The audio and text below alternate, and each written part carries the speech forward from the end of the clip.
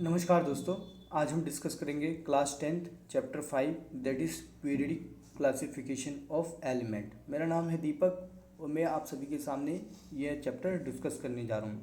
Basically बेटा इस chapter में हम पढ़ने वाले हैं पीरियडिक क्लासिफिकेशन ऑफ एलिमेंट, मतलब एलिमेंट का हम क्लासिफिकेशन यहाँ पे करने वाले हैं और एक पीरियडिक टेबल भी आपको यहाँ पे देखने को मिलेगा जिससे आपको समझने में आसानी होगी। अब ये मैं बता दूँ, ये सपोर्टिंग मटेरियल है। एनसीईआरटी, कुछ बच्चों की कंप्लेन है कि सर आपने एनसीईआरटी अपलोड नहीं की, तो बेटा धीरे धीरे सारी चीज़ें अपलोड हो जाएंगी, तो आपको टेंशन लेने की ज़रूरत नहीं है। आप इसको भी देख सकते हो पहले, या तो पहले आप एनसीईआरटी देखो, एनसीईआरटी पढ़ो, फिर उसके बाद इसको देखो। तो मैं क्या करूँगा, धीरे धीरे एनसीईआरटी भी अपलोड कर रहा हूँ, तो आपको उसको टेंशन लेने की ज़रूरत नहीं है। तो सबसे पहले हम देखते हैं, चैप्टर को हम स्टार्ट करते हैं। सबसे पहले हम देखते हैं मैटर। जो भी हमारे सराउंड में मैटर हमको डिफरेंट डिफरेंट फॉर्म में देखने को मिलते हैं। जैसे कुछ एलिमेंट की फॉर्म में देखने को मिलते हैं, कुछ कंपाउंड की फॉर्म में देखने को मिलते हैं और कुछ मिक्सचर की फॉर्म में देखने को मिलते हैं। एलिमेंट जो होता है बेटा वो प्योर होता है, कंपाउंड कुछ मिक्सचर होता है, दो चीज़ों से मिल के बना होता है एक परफेक्ट रेशियो में, और मिक्सचर तो मिक्सचर होता है ना, दो या तीन एलिमेंट को एक साथ मिला दो और कोई डेफिनेट प्रोपोर्शन नहीं है यहाँ पे, बस उसको हम बोलते हैं क्या, मिक्सचर।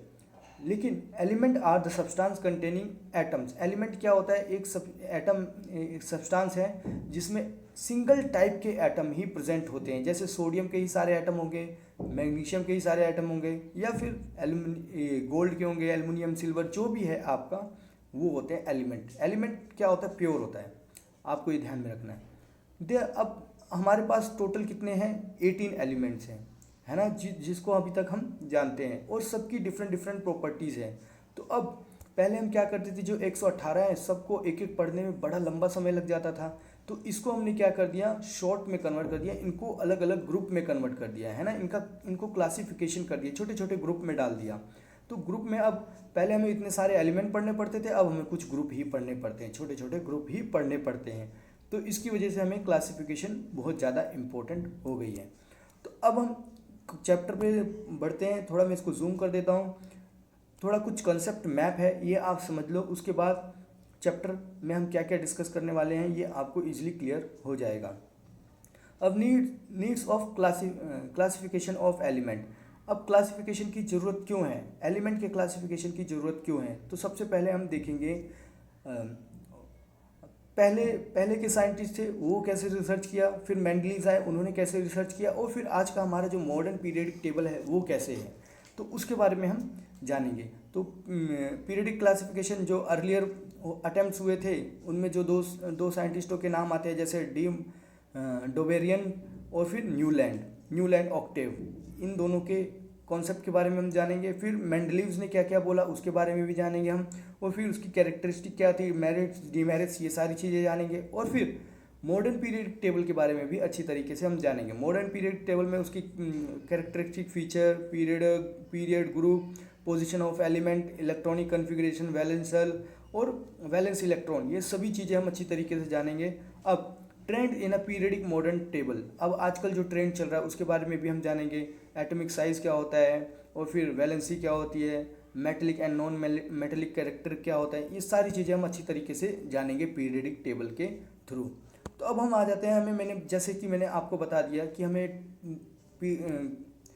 पीरियडिक टेबल की ज़रूरत क्यों पड़ी। ऑलरेडी मैंने बताया कि बहुत सारे एलिमेंट पढ़ने पड़ते थे, अब उन्होंने उसे क्या कर दिया, ग्रुप में डिवाइड कर दिया, अब हमें कुछ ही ग्रुप पढ़ने पड़ते हैं, है ना। तो सेम टाइप के एलिमेंट को हमने एक ग्रुप में डाल दिया और दूसरे टाइप के एलिमेंट को हमने एक ग्रुप में डाल दिया, मतलब जिनकी प्रॉपर्टी सेम है, कैरेक्टरिस्टिक सेम है, उनको हमने एक ग्रुप में डाल दिया, और जो दूसरे थे जिनकी प्रॉपर्टी सेम थी, कैरेक्टरिस्टिक थी सेम थी, उनको हमने दूसरे ग्रुप में डाल दिया। इस हिसाब से हमने इसको क्या किया, डिवाइड कर दिया। तो अब हम फर्स्ट साइंटिस्ट के बारे में पढ़ेंगे।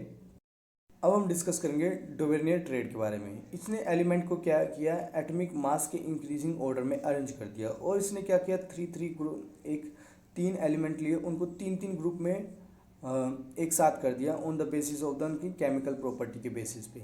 अब उसने क्या बोला, ये तीन जो एलिमेंट है ना, इन लास्ट वाले और फर्स्ट वाले को ऐड करके इनकी प्रॉपर्टीज़ को, मतलब एटॉमिक मास को ऐड करके डिवाइड करेंगे तो एवरेज हमारा क्या आ जाएगा, सेंटर वाला ही आएगा। जैसे एग्जांपल में इन्होंने ये दिया हुआ है, ये देखो इन्होंने क्या किया, ये कैल्शियम लिया और बेरिलियम, इन दोनों के एटॉमिक मास को क्या किया, कैलकुलेट किया और इनको एवरेज निकाला, तो सेम टू सेम आपका यही आएगा।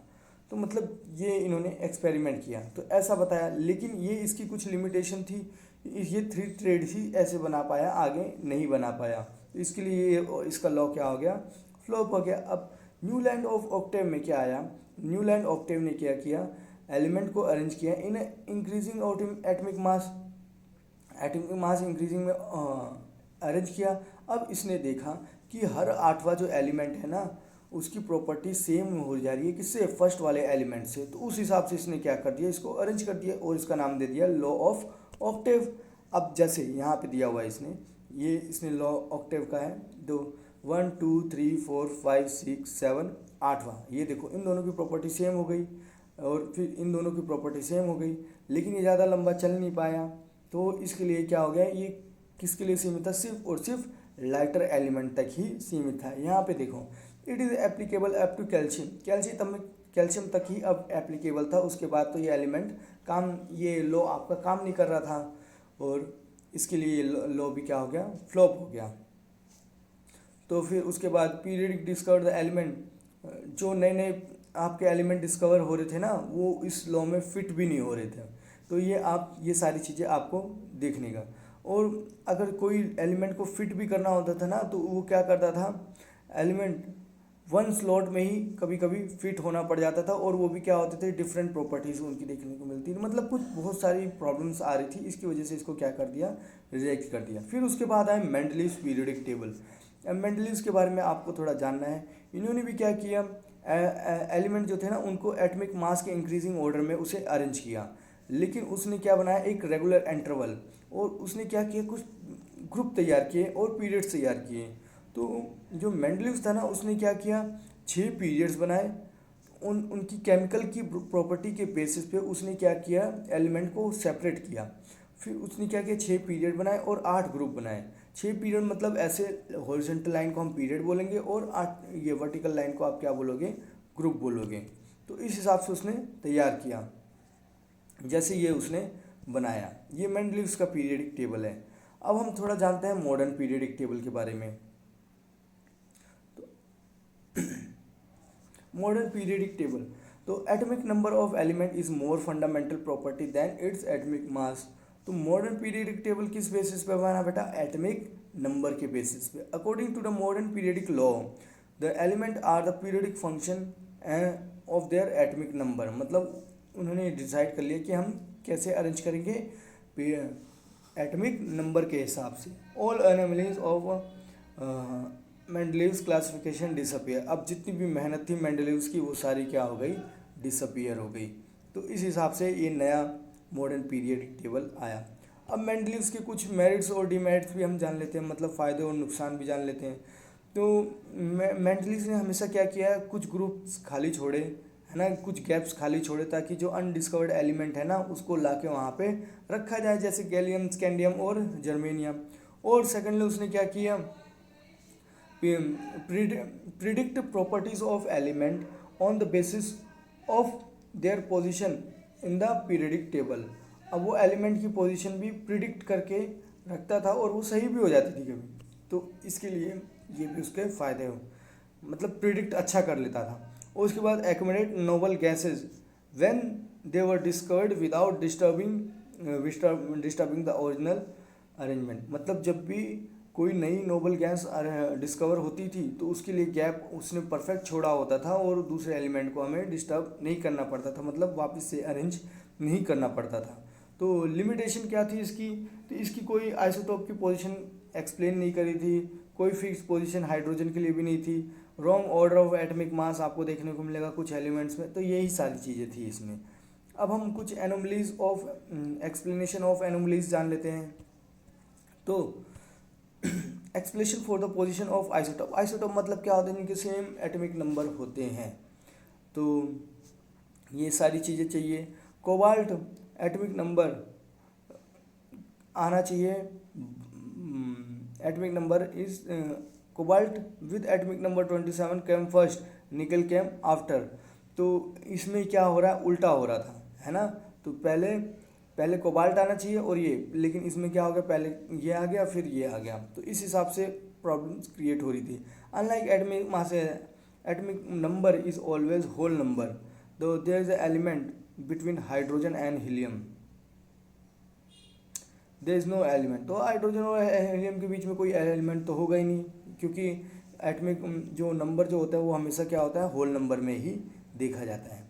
एटमिक नंबर क्या है, ये दोनों डिनोट करता है आपका Z से, और ये क्या नंबर ऑफ प्रोटॉन्स जो होते हैं आपके, उसी को हम बोलते हैं क्या, एटमिक नंबर। अब जो मॉडर्न पीरियडिक टेबल है उसमें आर्टिकल 18 वर्टिकल कॉलम है, जिसको हम देखो 18 वर्टिकल कॉलम और 7 जिसको हम ग्रुप बोलते हैं, और 7 हॉरिजॉन्टल कॉलम जिसे हम बोलते हैं पीरियड्स। तो 18 ग्रुप और 7 क्या हैं, पीरियड्स आपको देखने को मिलेंगे न्यू मॉडर्न पीरियडिक टेबल में। Element with same number of valence electron are placed in the same group. Example ये देखो, ये सारी चीज़ें आपको देखने को मिलेगी। तो इसमें ज़्यादा कुछ है नहीं बेटा, इसके लिए मैं ज़्यादा बोल नहीं रहा हूँ आपको। ये बाकी बेटा आपकी आने वाली क्लासेस में ना आपको ये सारी चीज़ें अच्छी तरीके से समझाई जाएंगी।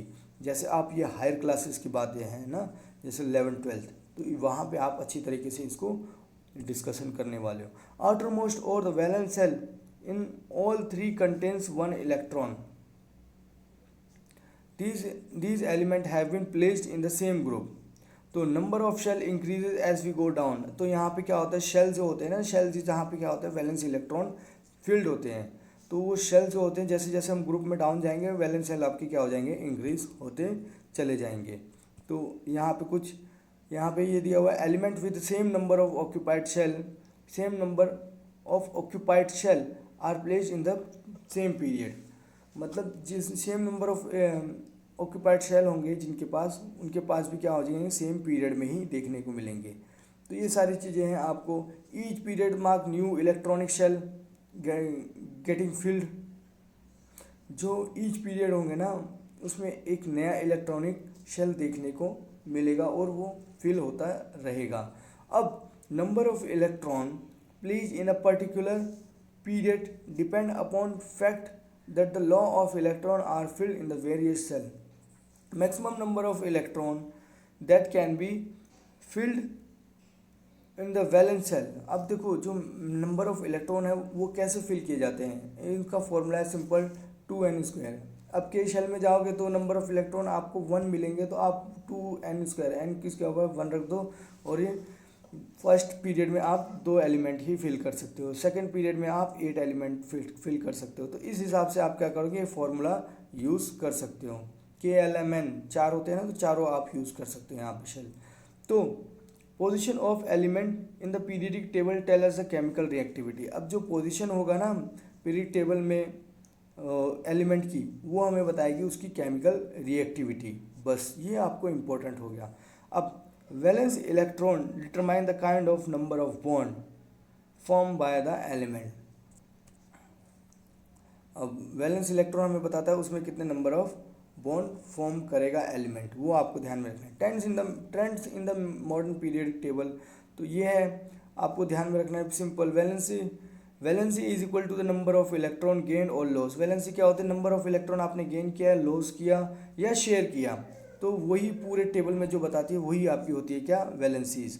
अब जैसे जैसे हम लेफ्ट से राइट में जाएंगे पीरियडिक टेबल में, तो क्या होगा, आपकी वैलेंसी ऑफ एलिमेंट क्या होगी, इंक्रीज होती चली जाएगी अप टू 4 तक। उसके बाद क्या होगी, डिक्रीज हो जाएगी अप टू 0 तक। तो ये सारी चीज़ें आपको देखने को मिलेगी। और वैलेंसी जैसे जैसे आप नीचे जाओगे वो तो सेम ही रहेगी, ये ध्यान में रखना है आपको। एटॉमिक साइज मतलब लेफ्ट से राइट में जा रहे हो तो वैलेंसी क्या हो रही है, इंक्रीज हो रही है, और फिर 4 के बाद क्या हो रही है, डिक्रीज हो रही है, बस। और डाउन द ग्रुप क्या हो रही है, सेम ही है। तो एटॉमिक साइज क्या होता है, एटॉमिक साइज हम रेडियस को बोलते हैं, एटम के रेडियस को बोलते हैं। और ये देखो distance between the centre of nucleus to outer most shell, मतलब ये सेंटर ऑफ न्यूक्लियस है और ये आउटर मोस्ट सेल है, इन दोनों के बीच में क्या बोलते हैं, इसको एटॉमिक रेडियस, और इसी को हम बोलते हैं क्या, एटॉमिक साइज। अब ये atomic size of a radius decreases as we move left to right. जैसे जैसे हम लेफ्ट से राइट में जा रहे हैं, देखो एटॉमिक साइज क्या हो रहा है आपका, डिक्रीज होता चला जा रहा है। ये आपको ध्यान में रखना है। अब इन्होंने बताया due to large positive charge on the nucleus, इसमें क्या है, लार्ज पॉजिटिव चार्ज होता चला जा रहा है, किसमें, न्यूक्लियस में। अब और इसी की वजह से क्या हो रहा है, ये देखो electron are pulled more close to the nucleus. अब इलेक्ट्रॉन को क्या हो रहा है, मोर क्लोजली लेके जा रहा है, इसकी वजह से साइज आपका क्या हो रहा है, सिंपल डिक्रीज होता चला जा रहा है।